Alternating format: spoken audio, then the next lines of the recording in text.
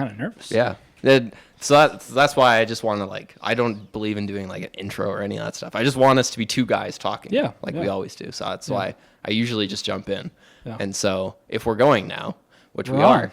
We're on. So Davis, you came up with a really good topic that I wanted to talk about and thus have you on to the show to discuss a couple weeks ago. And now that your schedule's opened up, we're able to do that. Basically, the premise is that we kind of both believe there's 4 factions of this fan base. I think sometimes it gets oversimplified into 2. There's Team Tank versus Team Win at all costs right now. Yeah. And I think we can both agree that's not enough nuance and way too simplistic.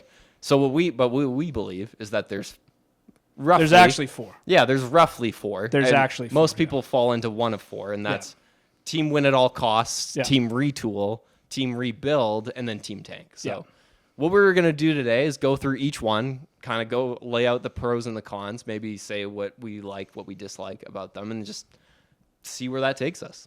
Yeah. So. Yeah, absolutely. Yeah, and I've spent a lot of time thinking about this. As you know, the franchise is in an interesting point right now after this season, and I think there is a lot of varying opinions about how this team's performed and where it's headed. So it's very interesting. I think a lot of the times fan bases more or less are on the same page, but I think especially the Flames have started to deviate into all these different segments that you had mentioned. Yeah, I think a lack of success does that.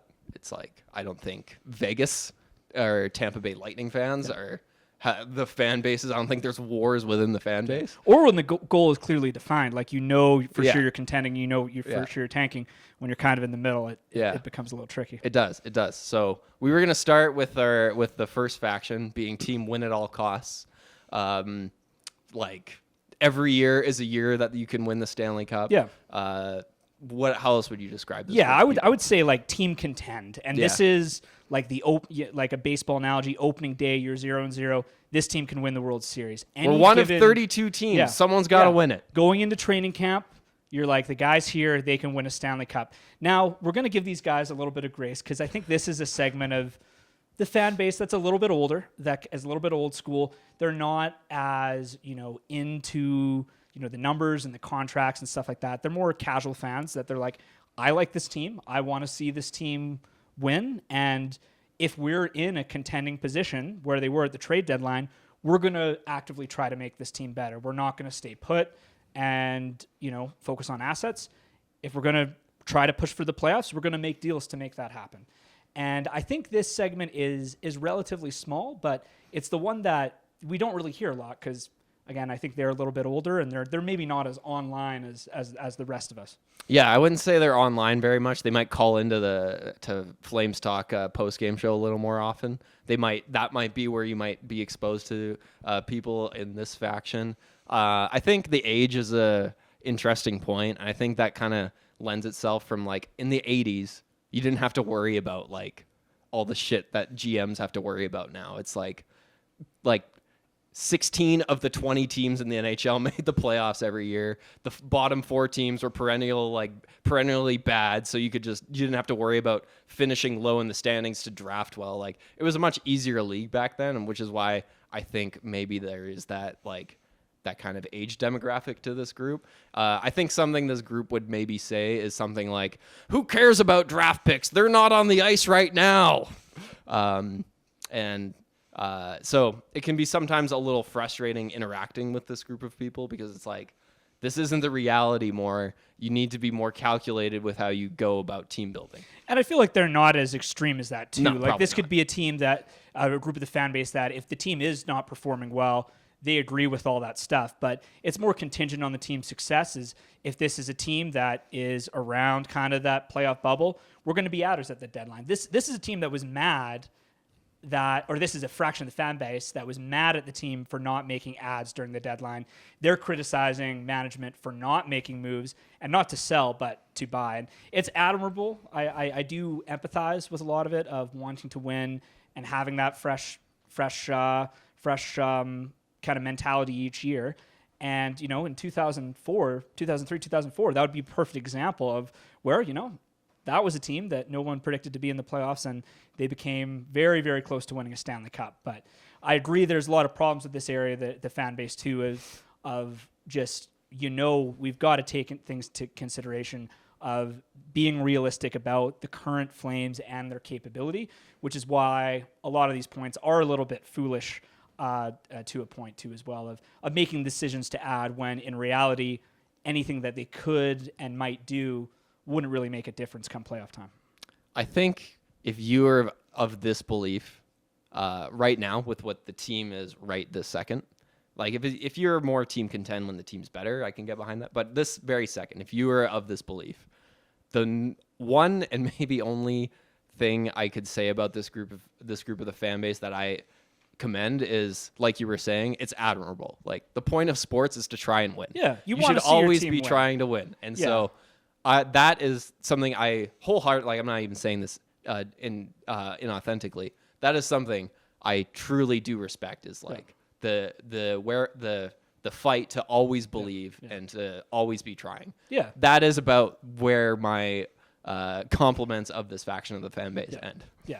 And really, they're cheering for the team to win every game, regardless of where they're in the standings, and that's admirable. But it's very foolish. And I think if they were to go down this path, it would set the franchise back of around its overall goal. But it's a smaller contention of the fan base, and I think it's railed on a little bit too hard. I think I disagree, but you gotta see where they're coming from, respect it. But it just. The data doesn't lie when you look at, again, with as sophisticated things are now, there is a process that teams have to go through. And if you're in this state of, even you have an anomaly year like this year where the Flames are overperforming, in my mind, you make these moves and it ends up setting the franchise further behind. Yeah.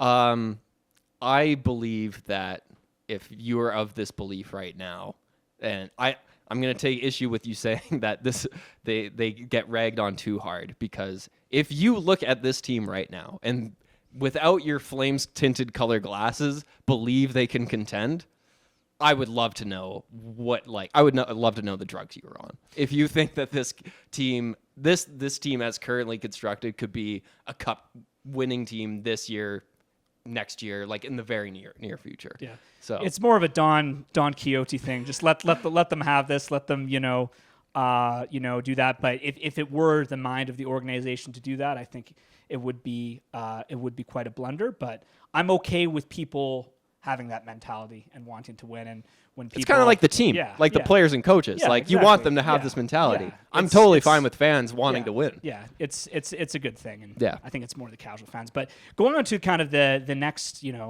segment, which is team retool. Now it's helpful because we've got to put some definitions. So I'm going to put some you are a team retool. So why don't you define it our next in your definition? Because I find people's definitions of retool, rebuild, and tank are different. So the definition of retool is, in my mind, a team that is aware of its capabilities, that, again, if they're not performing well, they're not going to make any ads. They're going to be sellers, in fact, I think, at the deadline. But if the team is overperforming and in the standings, they will do things such as maybe stay silent or do things and make some small moves to maybe marginally improve the team a little bit better without giving away key assets. Whereas, team contend would be okay with giving away team assets. Retool is, we're going to try to silently make this team better, but we're also aware of the overall goal that, we are still kind of rebuilding. And we want to make the playoffs. Like, this is if we go back to the trade deadline, this is a faction of the fan base that wanted the team to make the playoffs, whereas team rebuild is one that would prefer them dropping out of the playoffs and being in the top 10. And not only that, selling at the deadline when they're competitive. So I think team retool and team rebuild, they have the same goal. The only thing that's different is what they do when the team is competitive. And that's where we are right now. So another thing with team retool, I think they have put a little bit more credence into, the personal element of the game, like the actual team, the players, the coaches, that dynamic with the front office, the fact that we've got these young stars like Dustin Wolf, like Matt Coronado, like Connor Zary that we don't want to risk them bolting because they went through like a rebuild or even a tank. That maybe things like playoff experience for those guys, this being just one season, potentially anomaly, is better than picking like 10th overall. So that's how I define team retool. Now, team rebuild, which I believe you are in. I have a question for you. Yeah. So as a member of that team, what kind of trades would you like to see the Flames make this offseason, maybe the next 2 off seasons? What type, like you don't have to give names or specific, like what type of trades? Yeah, so we'll go back on to that in 2 questions. Yeah. So if we go back to the deadline, the Flames, we all know, stood quietly. I think that was the way to get the most heat because they were getting pissed off by team contend, team retool, that they didn't do anything, and they were also pissed off that they didn't sell by the other 2 sides. So I think at the deadline, if they made, we all know it was a seller's market, but if there was an ability to get maybe bottom 6 center or some more defensive depth for like a 3rd round pick, I'd be okay with that. Or the Morgan Frost, Joel Farabee trade, that's another thing where we get a little bit younger, but these guys are also guys that can help you right now. When it comes to the deadline, it's a little bit different because then you're reevaluating, okay, where are we going to be this year? Or do we believe that this was an anomaly and that, we should kind of make a bigger effort to rebuild? And I think the retool people can be like that. Or do you want to kind of see this group again and try to make try to make a run kind of for the playoffs next year? And to be honest, for my end, I'm more team retool this year because no one thought we'd be in this position where we are. And sadly, they are probably going to miss the playoffs. But if we go back to the deadline, they did overperform. And I'm okay with them. I would have been okay with them making those ads because of the playoff experience and because of keeping the guys in the locker room happy, especially those young guys. That might be a good thing. And then, the rebuild still might take its course naturally. Okay. So my biggest issue with the retool idea is the Frost Farabee trade's a really good example because like you said, like a big part of the retool is trying to serve 2 masters at once. And I believe when organizations try to do that, you end up doing both poorly. So I'm not trying to say the Frost Farabee trade was a bad trade. I think for assets in versus assets out, it's a win. It's for sure a win. Yeah. The Flames got more gold coins than they gave up, which makes it a good trade.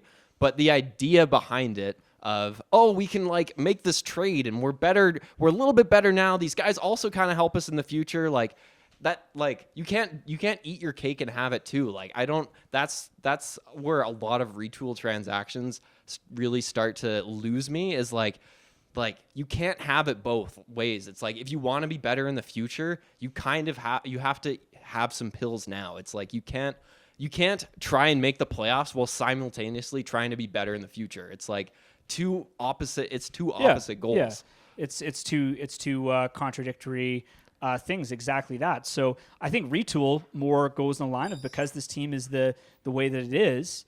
It's this is a year where you maybe try to pick up depth guys. Again, you're not trading any big assets, but the reality is this 1 year is 1 year. And I find we'll move on to team rebuild in a sec. Is we have to realize that a lot of it's not luck. It's partly Dustin Wolf but a lot of it has been luck. There's been a lot of 1-goal games that this team has won. There's their goal differential is like minus 24. They don't score a lot.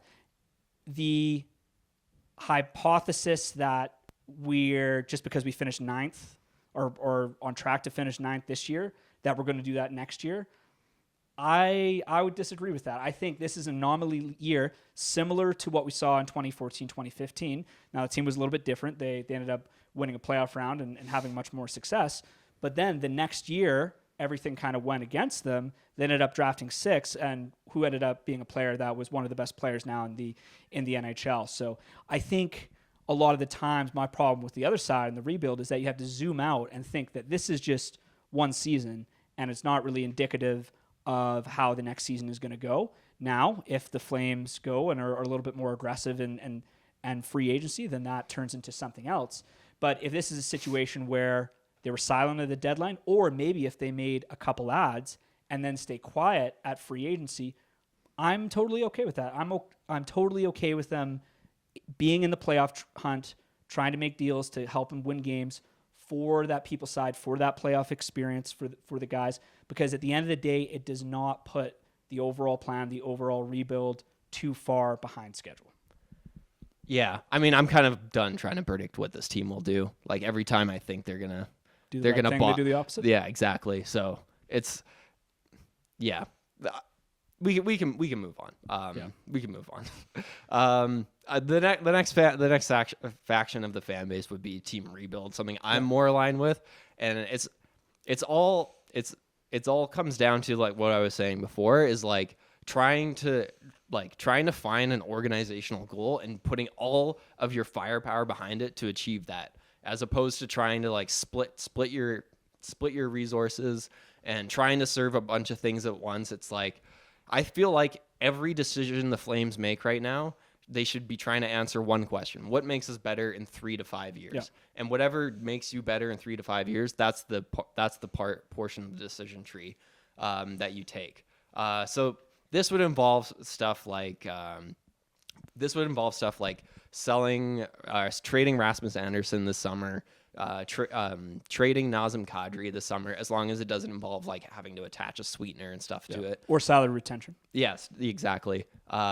Trading Blake Coleman in the same vein is trying, because the reason for that is all three of those players are three players that 3 to 5 years from now don't make you better, but the potential draft capital haul, even if it's small, could potentially make you better in 3 to 5 years. So now, would you have that mentality if we go back 2 weeks to where they were at the deadline? Yes, fighting for the playoffs. Yes, and I'm glad you brought that up, because I'm not. We'll get into Team Tank in a second.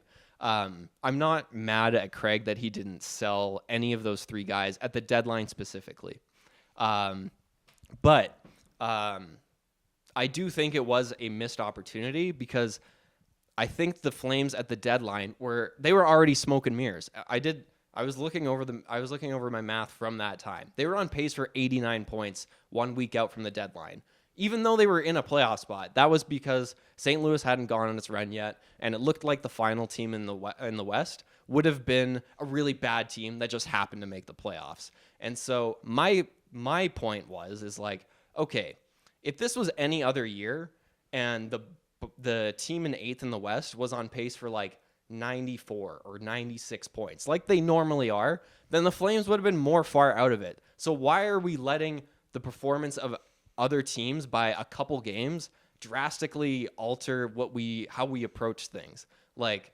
that was my kind of frustration with the deadline, is it's like, if your whole plan hinges on the results of a Vancouver St. Louis game in December, that's not much of a plan to me. That's kind of a little fly by the seat of your pants-y. And I feel like there's also a little bit of evidence to suggest that this management group, as they've been going through this process, has somewhat been a little fly by the pantsy with when they sold the UFAs that Craig inherited. It feels like every single time the Flames could be proactive and maybe sell a veteran player a little bit early, they never do. They only sell when it's the absolute wait till the last moment, the very last moment, when their value's gone down a little bit. And it's like, they keep talking about, we're going to stick to our plan. Like, even if it might be difficult sometimes, we're going to stick to our plan. Let's go out and pursue the plan. That's my frustration with the deadline. Not that they didn't make those 3 trades. I think Team Tank would have loved to have seen them make those trades. It's just the holistic approach that has me a little bit concerned. Yeah. Sorry, I talked for a while. I'll let you go. Absolutely. But before St. Louis went on that run, like St. Louis has won the last 11 games. They're going on a tear. I know I wouldn't want to play them in the playoffs.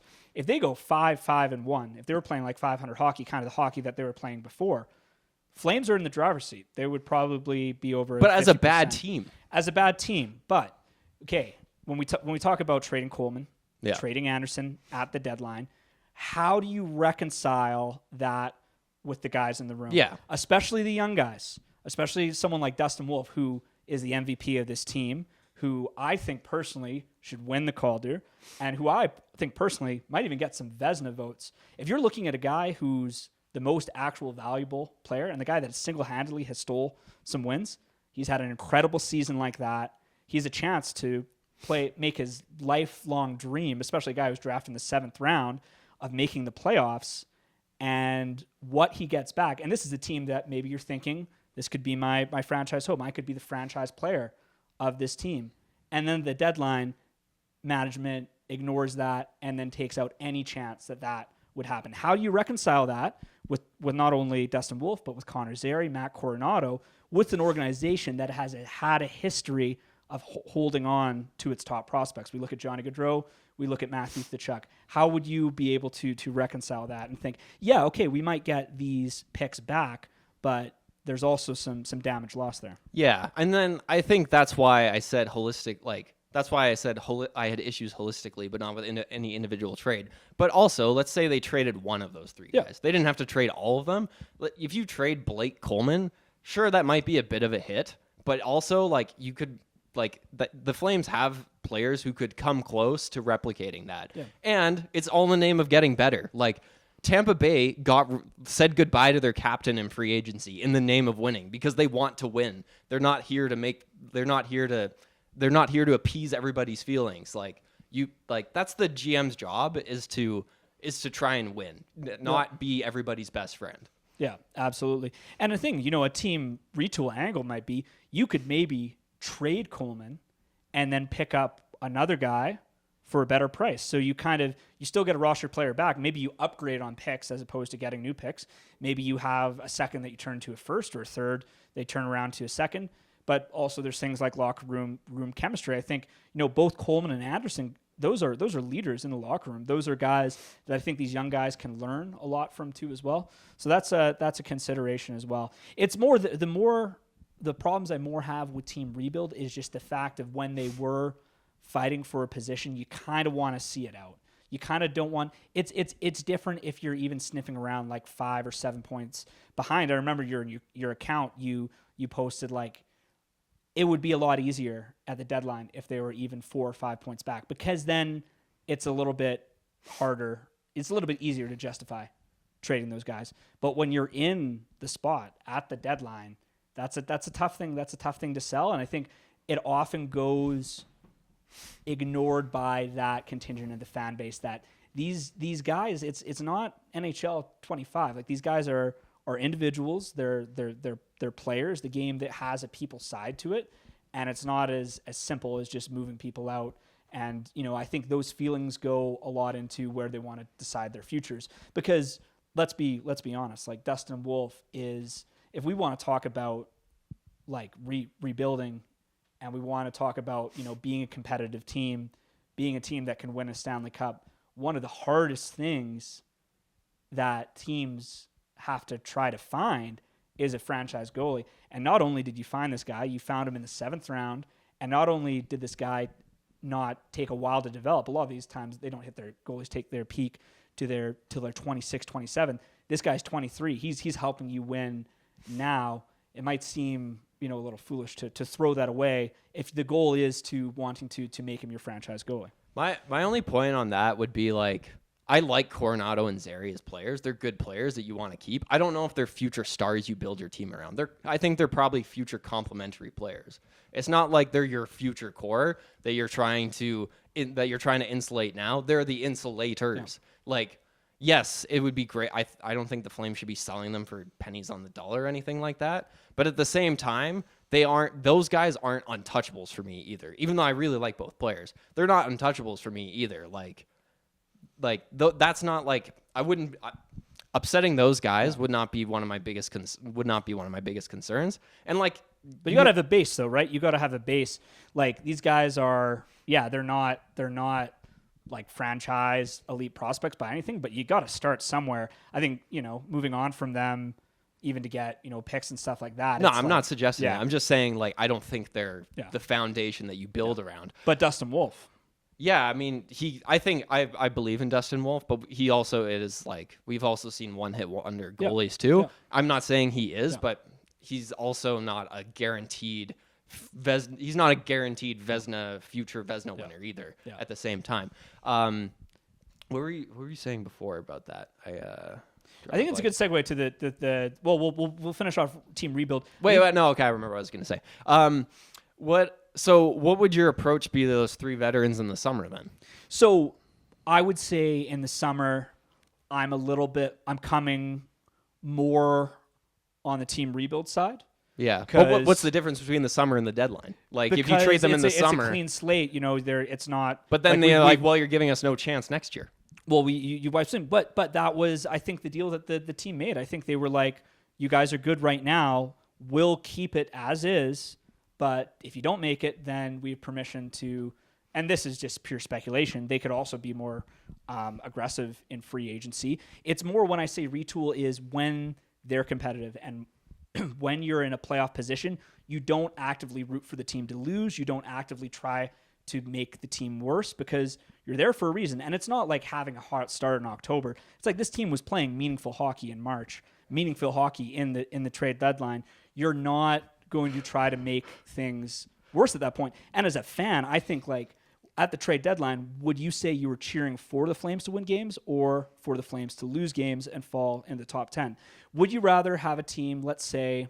Davis, I've been dead inside all season. You've been dead inside. Yeah. So let's talk about this negativity, Thomas, because I think we can talk about this. Too often Flames I'm frustrated too. Yeah. I think one of the things that I hear a lot from my side, from the the team rebuild and team tank, is like, you're okay with mediocrity. It's like, no, I'm not okay with mediocrity. We're still having the same goal in mind. There's just different means to achieve it. So we are where we are. They're probably going to finish 9th. Yeah. It sucks. We called this on New Year's Eve. We're not gonna get a top 10 pick. We're probably going to be picking at maybe like 19 and 22, right? Depending on how the math shakes up. It sucks. This is just 1 year. It's not indicative. It's a much different story if they go out, trying to sign Mitch Marner in the offseason. It's just 1 year. I'm okay with this happening in this year, especially in a draft that's looking like it could be the weakest in an entire decade. Now, 2026 is a completely different story. You have one that probably will be the best of the 2020s. So these are all things, different things to be factored in. The fact that we're so good is because of Dustin Wolf. And I think that's something, it's a good problem to have. It should be celebrated. This team wants to be so bad. Wouldn't you rather have found, let's assume this guy does win a Vezina with his time in Calgary. Yeah. Wouldn't you rather have that than picking 5th overall and trying to get somebody, because that top goaltender talent is hard to find? Well, I mean, like, that's kind of like you're saying that, like, oh, we might have. So a lot of, like, sometimes pushback against draft people is like, you don't know what a pick could turn into. Yeah. But you're also kind of saying, like, you're making a big leap saying Dustin Wolf will become that. Yeah. Already. Like, it's But he is so when you're frustrated about them finishing 9th, he is the reason. Yeah. He is really the sole reason that you're not there. Oh, yeah. If you take him out of the equation, where do you realistically think this team is drafted? Like where do you think? Do you think they're like top 5 maybe? They're at least in the top 10. Yeah, for sure. Yeah. So I think it's something to be celebrated that this is good. I think the mentality that, like, you should always be happy Kadri, you found a good player, but you can still be frustrated with the state of the team. Yeah. Like, one thing I've been thinking of the last couple days is, like, I feel like a lot of our even people who are a little negative do have some form of excitement, and a lot of that. I don't see it. Well, I'm excited about Zane, right? Yeah. Like, as a rebuild guy, I'm super, because he's he could be a drafted and developed star player, right? And that's given me that's in my dark days. I just think of Zane and how good he could potentially be, and that's got me through. And part of my frustration this year is, like, I don't know who else is gonna step up to be that. And he was found at 9, right? So, like, you can find, but, those like, guys we're not gonna draft it. We're not exactly. We're not gonna, and that's where there's points to be had on that too as well. But just the negativity, like, I think, yes, it's frustrating. But again, if you zoom out and you look at where we are as a whole, let's be realistic here. This team, let's say maybe they sign a Palmieri, maybe they sign a Nick Bukestad, guys that just kind of what they did with Anthony Mantha and Justin Kirkland. If they make deals like that even if Dustin Wolf regresses a small little bit, Mm-hmm. they still probably are picking in the top 10. Again, Next a lot year, of you things. A lot next year. A lot of things went right, and this is where we go to our final. No, I'm not done. Oh, I'm we're not done. done. Okay, but that's the thing. So- It's like it's this idea that we're gonna, just because we finished ninth, we're Yeah. gonna have a decade of that, and now historically, Yeah. that's how it's been. Yeah. But I think we just need to hit the pause button. Yeah. There's a lot of good things that we saw this year. Yeah. Huberdeau, I think he improved. Is he by nowhere near where he needs to be, but he's not regressing. I think he was better than he was last year. I think Nazem Kadri has been fantastic. I mean, I'm not a fan of that deal or anything, but this is a guy that is installing that leadership that I think the young guys are gonna feed off of. Mm-hmm. And you look at a guy like Coronado too, again, Yeah. which was drafted in the mid rounds. Yeah. A guy that maybe in this next draft, if He was we're picking first at- round 13 overall. yeah, 13th overall. Yeah. But there are some guys that you can find in the teens that can be serviceable, and it's unfortunate with Zary. We'll see with his injury issues of what has to be. But I think there are things to be. This is gonna sound so depressing, and I'm gonna say this, but like, what do you have to be like 2 to 3 years from now? What gives you positivity and hope that like this will be like a cup contending team, or even just like a comfortable playoff? I'm glad you brought this up. Yeah. Let's Like- define like- what cup contending No, is. like what? Yeah. Because this is a helpful thing, because that is the goal, and I know it's been a big thing on your channel. Yeah. You've talked about the way to be a cup contender is to accrue like high draft. That's like- one thing. like You have one to thing. you have to do 3 things Yeah, at once. You yeah. have to win trades. You have to find gems in the draft, not just high ones, and draft high. And It's draft all high. 3. Like in the top all three. 3 are equally Yeah. important. But you need to be like in the top 3. Really, that was the hypothesis. 4. Top 4. That Okay. was one of the Yeah. 3 prongs. Yeah. Yeah. So But like, paint me a picture Okay. of like who's on this team, Yeah. who's leading Yeah. it, like Yeah. how is this team one of the 6 best teams in the West comfortably? So let's define cup contending. What do you define as a cup contending? I would just team? like I said, Because I remember I was having a discussion with some other Flames fans, Yeah. and we were talking about the team in 2018, 2019, a team Yeah. that won 50 games, and they said that team was not a cup contending team. in the And regular season it was. in the regular season, it was like Yeah. but they were a team that we were Yeah. in the season. You're like, Yeah. this is a team that can win the Stanley Yeah. Cup. We soon Also- found out that wasn't the case. So Yeah. it'd be helpful if we can define Here. what a cup contending team So is like comfortably in the top 6 of the West Okay. for multiple years. for multiple years. Yeah, like for consecutive years. Yeah. Like for a 4-year window, you're for sure one of the top 3 teams in the Pacific Division multiple years in a row. Yeah. Yeah. So the Los Angeles Kings, by your definition, are a cup contending team. Yeah, I think this is a discussion for another day, but like I actually do believe they have a chance against Edmonton this year. Yeah. But like that's kind of the lower end of a cup contending team, but yeah, like if they could at least have that stability. How do you paint that? If that's the idea, it's not that far off at all. Okay, I would so I would paint it, disagree. I think Top 4 in the yeah, West? Yeah, top 4 in the West. Okay, I well, think then I do think that. this is one where you could do the retool. You could get there. How? Zane comes up. You kind of go after young guys. You sign guys. But at who that are point. they? Like Well, I think it would be more when you look at free agency, you identify kind of like guys like Frost and Farabee. You try to find younger guys through trades. I don't think draft picks is the way to go in that regards. If the bar is so low, I would define a cup contending team as a team that like probably is like top 3 in each conference. Like the West is pretty stacked, but if we actually look at teams out of there that I think can win the Stanley Cup right now, I think it's Vegas, Dallas, Colorado, Edmonton, Winnipeg. Yeah, it's those 5. 5. Yeah, that's one less than 6. And in the East, I think you have Washington, Carolina. the 3 and the 3 Atlantic. That's Tampa, 5 Florida. and then one less Yeah. than 6. So yeah, how do you? But I think the standard has to be a little bit higher because I don't So think it's one less team higher. Yeah, But yeah. How do you build that? But like the Los Angeles Kings, you've railed against in the past of how they've been kind of in the mushy middle, like the Flames. Davis, that's not the point. Like how do the Flames be one of those top 5 teams in the West perennially? I think there's multiple ways you can do it. You can do through draft. You can do through trade. No, but you like can do who through are signings. the players via retool? through retool that you would do? Well, you like would have who's to leading the team? Yeah, well, Like, are you looking at players that they have right now? Yeah, Or players yeah. that. Well, I think you could look at you have Coronado there. You Kadri and Huberdeau. Those are guys that are producing. You think right now. Kadri and Huberdeau are going to be leading this team in 3 years to be a cup contender? I think if you surround them with better players, then yeah. I think Have you lost they're going to be in their mid to late 30s Yeah. by then. They are barely doing it now. I think they are the best players on this team now, and they are 9th in the West. I think you're doing more through signing, though. You're bringing more people in. You're signing like a Brock Besser or something like that. You could totally achieve that definition just by signing guys. But would it make it a team that could probably have a good shot? See, at this winning is the why I'm Stanley Cup? against the retool. Yeah. No, I'm not disagreeing. Like you're saying you set your definition, and you're saying build me a team that doesn't exist. You're going to have to sign players. You're going to have to find players to trade. Like I think like the core members of that would be like Weegar, Anderson, Coronado. In 3 years. Zary. Well, I think they could get to the playoffs. Like they're 9th right now. I don't think it's that. You think they'd be one of the 5 best teams in the West 3 years from now with those guys leading them?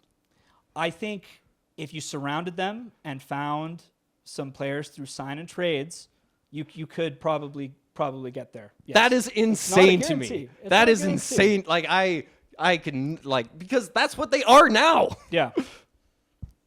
I don't know. Like, See, this is my biggest thing with. Sorry, this is getting personal. I don't mean to, you're one of my great. No, friends. I don't feel. This is my issue with the retool. Is you can't paint a picture of retooly transactions that gets you to be a cup contender. It's like I agree. It's not sustainable. Yeah. Yeah, so that's why and this is also why I feel I'm rebuild is because I have faith in this management team to make good trades and find gems in the draft. That is 2 of the 3 prongs that I suggested. They're just missing that one piece that you have to get via rebuilding. It's just that one piece because I believe they So you think one player gets them there? No. Like the piece being the approach of maybe having 1 or 2. 1 or 2. I think 1 or 2 superstars that you draft top 4 combined with what they already have gets you to be could get you to be in 3 years. Maybe like 4. Yeah. 4 or So 5. that was the definition too. I don't think they can be a cup contending team through like 3 years is too tight of a timeline, really. Okay. I think when we talk about rebuild, you told me you kind of gave me an impossible problem there. Well, where you retools said- have a shorter time frame than a rebuild. Yeah. So again, back to my definition of retool was when you're competitive. Yeah. It's different at the start of the season when maybe you're not. If you're out of the playoffs, then I have no problem with that approach. My only thing is that, again, as I said before, when you're in the standings where they were, you marginally make the team better without forgiving any key assets, and you aren't typically sellers. Then you trust the guys in the room and stuff like that. So you gave me a thing of like, how does this team become a cup contender in 3 years? I'm like, if that's the assignment, if that's the only way to do it, Can I interrupt that's you the very mandate. quickly? No, just wait a second. Okay. That's the mandate. The only way you can do that is through trading because you can't do that in 3 years through the draft. I don't think the Flames, even if they get if let's say you said 1 or 2 guys, let's say they pick in the top 4. Like, let's say they pick in the top 4 in these both 2 drafts. Yeah. In 3 years, they're still not a cup contending team. Yeah. These guys take time to develop, even with Zane, even with Dustin Wolf. Which is why I'm rebuild, because rebuild gives you a longer runway. So what is your expectation of what's an acceptable time to rebuild? That is a great question. I'm so glad you brought this up because this is actually something, this is my biggest complaint with ownership right now, is I feel like that with the new building opening, that is not a goal for when to be good. That's a deadline. Yep. Like, you better be good by then or else. Yep. Which really bothers me because you can't put, as you've just eloquently laid out, you can't put a timeline on these things. They need to naturally occur. Yep. And so, like, that is actually probably my biggest complaint with ownership right now is, like, I feel like they joke about it in these, like, with the meetings with Murray's puppets, but I truly believe he hasn't been given a goal. He's been given a deadline. And that is when you start to make mistakes, when management teams are under pressure to make bad moves, make deals fast. Yeah. Which is also why you got to be committed. To answer if you're going to rebuild, you got to be committed. You got to do it right, and you got to stick to a strategy. Yeah. If you're retooling, like there's a way around it. Like you said, you can find signings, you can do trades. Yeah. It's risky. Yeah. But you can do it. Like, I know you've proven like quite strongly that the teams that are successful, the teams that actually win the Stanley Cup, are teams that do it the other way. But there's other teams like I'm trying to think like more of a Tampa or Carolina who Svechnikov. Yeah, but has he really been? That's one guy. They weren't in a rebuild for they were bad. That was one guy. Yeah, but the Flames. The Flames. But might one guy's only not need going one to guy. get us there. Like if let's say they in this draft, if they find a Porter Martone, is that guy really? If Porter Martone, Zane Parekh, and Dustin Wolf, is that going to be a team that gets you Probably close? not. No, it's but maybe it's if you not, right? maybe so if you have two. There's two ways to do it. Yeah. I totally agree with you. You've got to have. You can't set deadlines, and you got to be patient. You can't be if you're on, team rebuild. You've got to realize, what that looks like. I think at the very minimum, it's 5 years. I think it's anywhere from 5 to 7 From years. now or for when you start from now until you're an actual. I think 5 cup contending if that's team. That's if things kind of. But I'm ready to wait. And at that point, I'm okay is Dustin waiting. Wolf still a Flame? Have you been able to re-sign him? You've really got to commit to the bit. And I think your side of the fan base, they like the idea of this result of, we're going to win the lottery and get Gavin McKenna. We're going to win the lottery and get Landon DuPont. But reality, it's a lot more difficult. Even if you're a lottery team, you still have and that's not to say you're in the top 4. There's a lot of high-end players. Yeah. They're not sure bets. No, they're not sure bets. Everett Patrick. And who was the guy that was even taken? Yeah, but they've people have done countless studies on this, and it's like, yes, there are busts at every slot in the draft, but it's been proven 1 is better than 2 is better than 3, better than, and so on and so forth. Like, and then typically, you're not going to have a bust, yeah. but you have like a guy like Alex Galchenyuk. Last time I saw him, he was playing for the Colorado Eagles at a Wranglers game. Like, it's not a sure thing. And the thing that, from Team Rebuild, they say it's a certainty. I'd never say that. I made it very clear.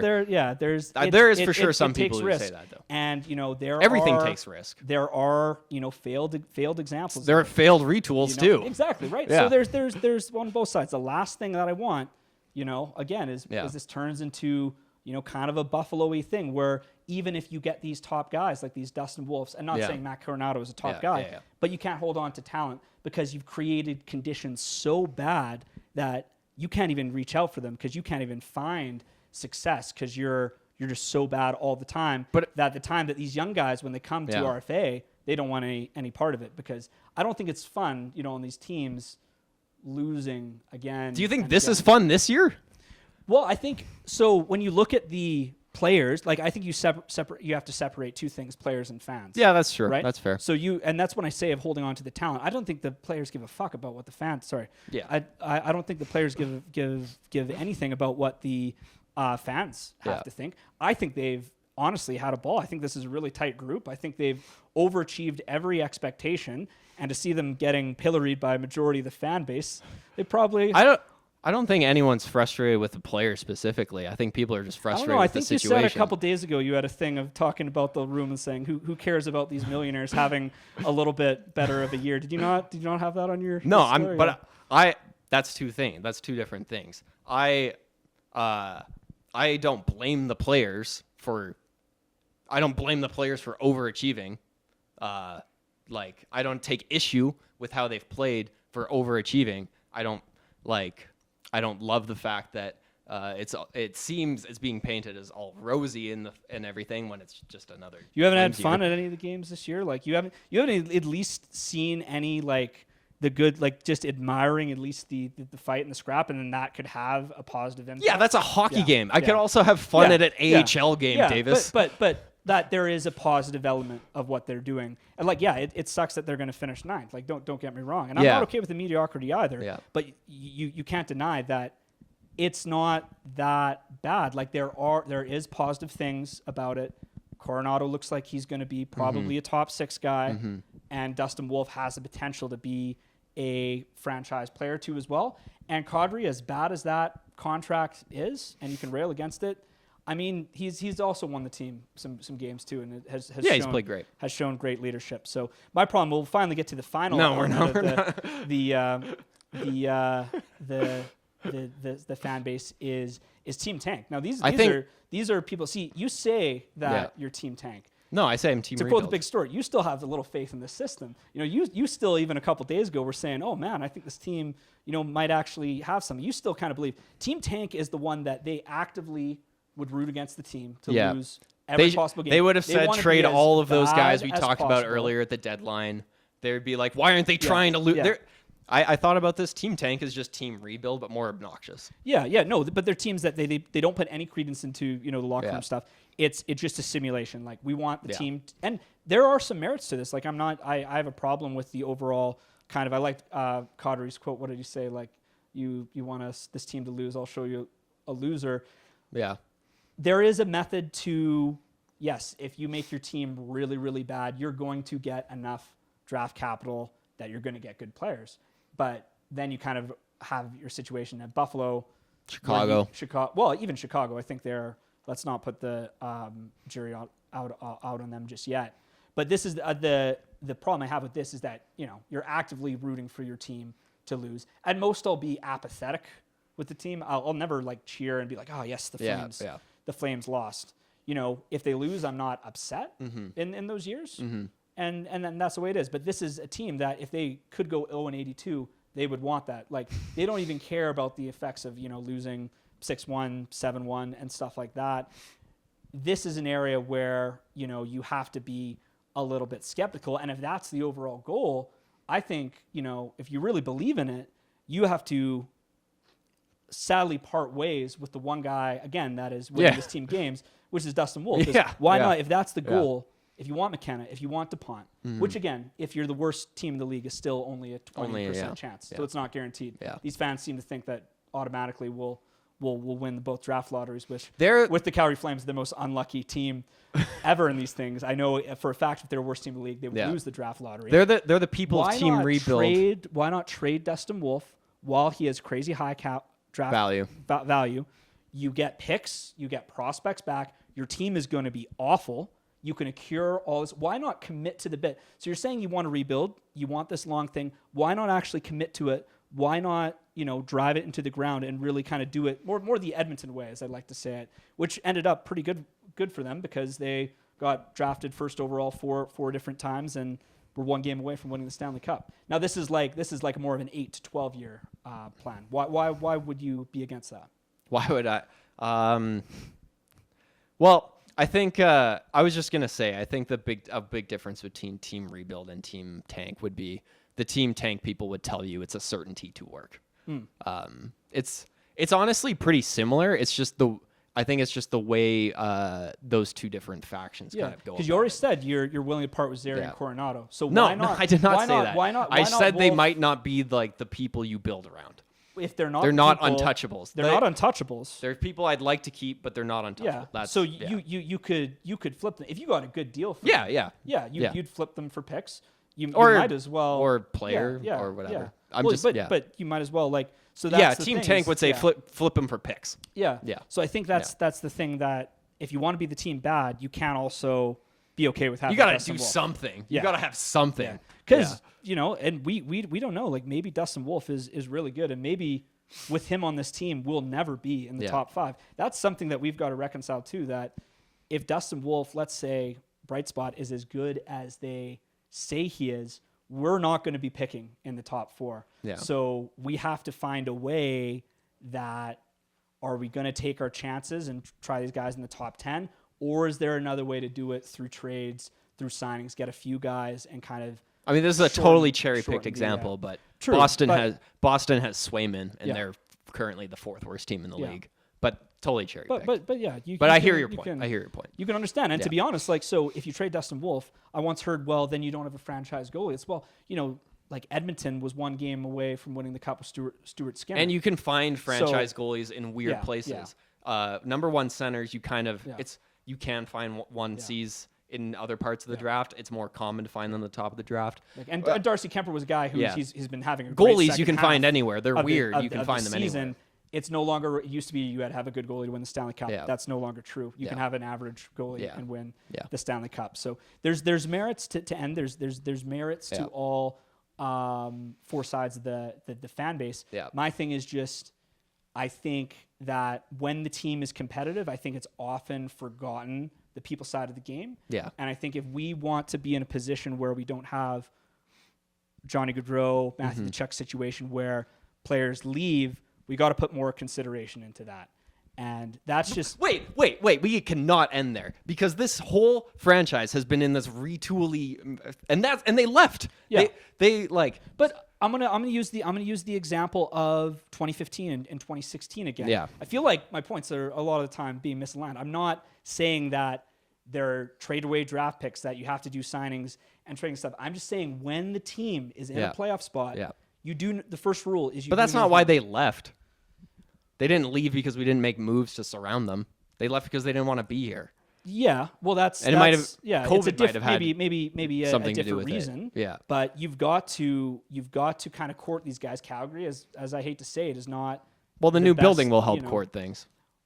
But then like you like my funniest thing that I always see online is like, oh, he'll understand. It's like, no, if they're in a rebuild for 5 to 7 years, that guy's gone the minute that he has a chance. And then you're in a situation where, okay, you've got these good players that you had in the draft, but all your core young guys that are now probably your top 6 guys, they've left. So you're in the exact same position where you were 4 years ago. Yeah. So it's retaining talent is the thing that when the team's competitive, it's a give and take with the locker room. And I think that is why. I don't know. The Avalanche were pretty mid with McKinnon for a while. He stayed, and look at them now.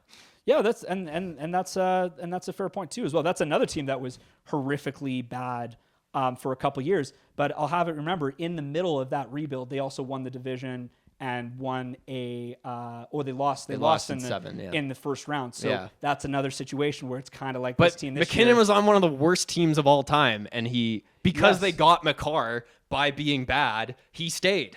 Yeah, and because maybe they had that. Who's to say they had that year too as well? Maybe if they were bad, if you get other good young players in the draft, it might keep the guys you have. But they had that year of playoff success. They had a year that was an anomaly year. They had a year where they had playoff experience. They could wet their beak there. Who's to say? Like, we're not Nathan McKinnon. Yeah. Who's to say that didn't play a factor too? It goes both ways.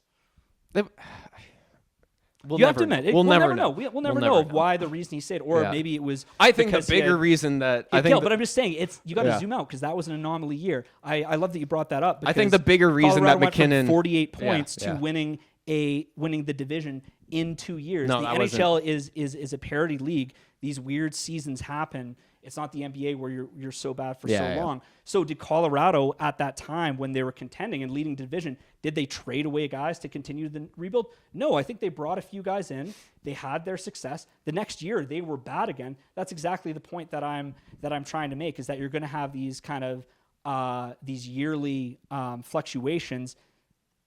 Zoom out, think of the big picture. 1 year is 1 year, and let's look at the bright side that we have Dustin Wolf. Let's look at the bright side that we have Zane Parekh, and we'll see where things go. Yeah, all that playoff experience sure kept Johnny and Matthew here. Yeah, well, they didn't get too far in the playoffs, so. Yeah. Okay, we're gonna wrap up soon. We're getting the red light from our producer. Davis, I'm gonna give you some homework. Yeah. I was too hard on you when I gave you the 3-year timeline for your retool. So the next time you're on, I just want you to lay out how the Flames in a little bit longer, I'm going to give you a longer runway via a retool, how they will be a contender. That will be what we talk about the next time you're on. Okay, and we'll use your definition too, the top 5. Yeah, top 5. Teams. Can I bring examples of teams that have done? Over multiple years. Okay. It has to be over. It can't just be once. Yeah, absolutely. Yeah. Well, I think overall, like, I'm not saying we look at the 4 factions of the fan base, there's good points and bad points. We're actually, you and I, we're not too far apart. We aren't so different, you and I. I think it just comes to how the team is doing that year, and I think that's the thing. And I think as we go into the offseason, I think our views are a lot more aligned to the direction that the team has. Yeah, we'll see where 2026 I really don't know is. what to expect this offseason. We'll talk about it when it happens. We'll talk about it when it happens. Yeah. Thanks, man. Yeah, absolutely. Sorry I was sorry I don't yelled apologize. at you. I love it. This was a lot of fun. Hopefully my neighbors don't hate me.